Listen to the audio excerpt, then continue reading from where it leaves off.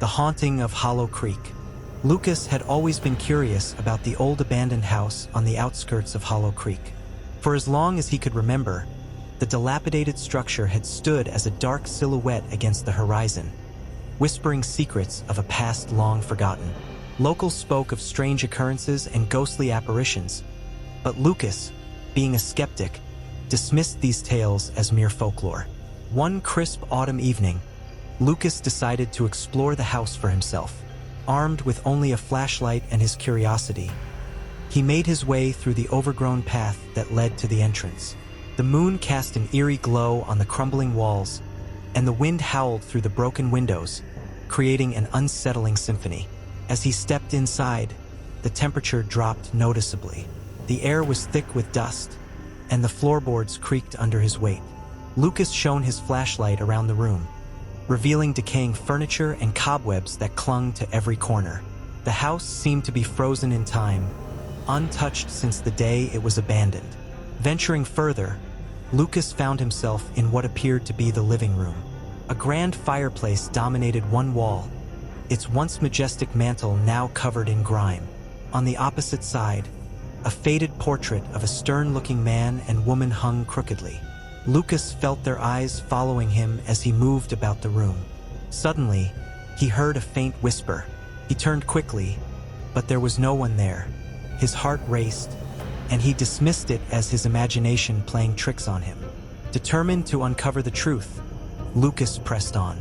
He climbed the rickety staircase, each step groaning under his weight. At the top, a long hallway stretched out before him, lined with closed doors. Lucas chose the first door on his right and pushed it open. The room inside was small and sparsely furnished, with a single bed and a dresser. As he approached the bed, he noticed a diary lying on the nightstand. Curiosity piqued. Lucas picked up the diary and began to read. The entries were written in a delicate, looping script, detailing the life of a young woman named Eleanor. She had lived in the house with her husband, Thomas, and their 2 children. The entries spoke of happy times, but as he read further, a darker story began to unfold. Eleanor wrote of strange happenings in the house, objects moving on their own, whispers in the night, and an oppressive presence that seemed to lurk in the shadows. Her final entry was chilling. She wrote of a night when her husband had changed, becoming cold and distant. She described how he had locked her and the children in their rooms, and how she could hear him chanting in a language she did not understand.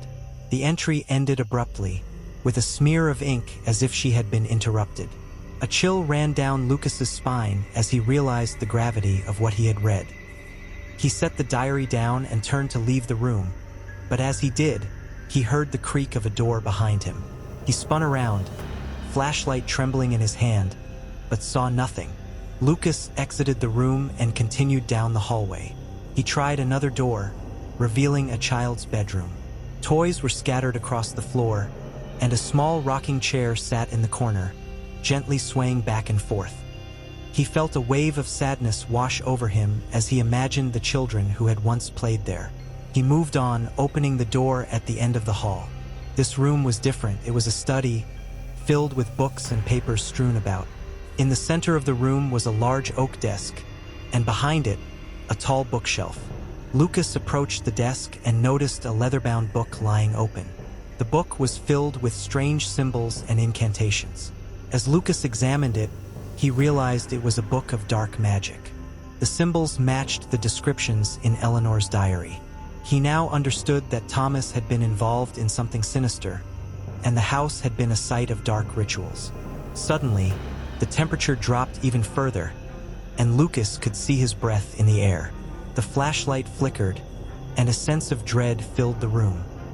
He heard the whispers again, louder this time, and the shadows seemed to move of their own accord.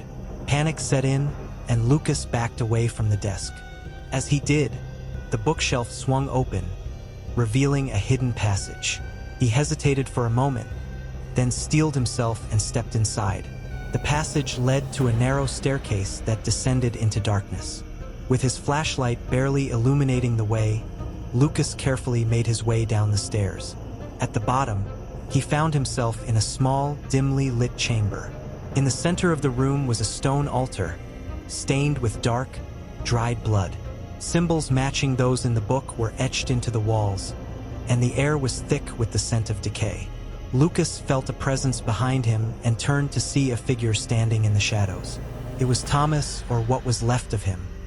His eyes glowed with a malevolent light, and his mouth twisted into a sinister grin. "You shouldn't have come here," Thomas hissed, his voice echoing in the chamber. Lucas stumbled back, fear gripping his heart.